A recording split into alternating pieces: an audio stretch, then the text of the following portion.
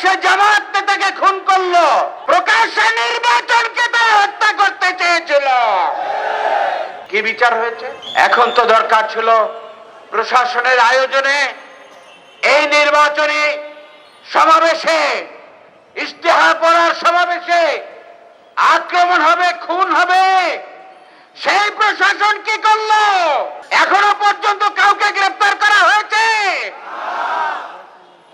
Election commission Nasir সাহেব, আপনার আইনে তো আছে যে প্রার্থিতা পর্যন্ত বাতিল করা হবে। দেশবাসী জানতে চায়, বাংলাদেশে 15 বছর যারা ভোট দিতে পারে নাই সেই ভোটাররা জানতে চায় নিরপেক্ষ নির্বাচনের কি নমুনা আপনারা রাখছেন। ডক্টর মোহাম্মদ ইউনূস, আপনারা কি একটি ঐতিহাসিক নির্বাচন করবেন? আজকে 24 ঘন্টা প্রায় গত হতে চলেছে। কি পদক্ষেপ নেওয়া হয়েছে জাতি জানতে চায়।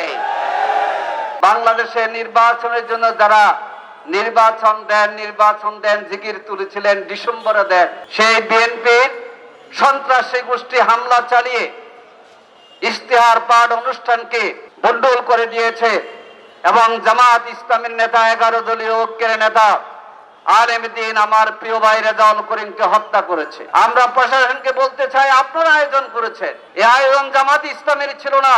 তাহলে বোঝা যাচ্ছে প্রশাসনের এখানে নির্বিকার ভূমিকা, এই হত্যাকাণ্ড সংঘটিত হয়েছে। আপনারা জানেন বিএনপির একজন নেতা ফেসবুকে দিয়েছে, নুরুজ্জামান বাদলকে যেখানে পাও করো। এই স্লোগান কারা দিত?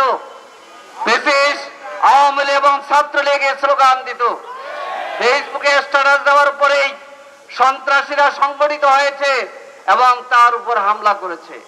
প্রিয় ভাই এবং বন্ধুগণ, 4 ঘন্টা সময় পেয়েছে, প্রশাসন ভূমিকা গ্রহণ করতে পারেনি। আমরা দেখেছি একটি দলের পক্ষ থেকে ভায়োলেশন করে সেখানে মহাসমাবেশ করা হয়েছে। আমরা দেখেছি দ্বৈত নাগরিকদেরকে তারা বৈধতা দিয়েছে, ঋণ খেলাপিদেরকে বৈধতা দিয়েছে।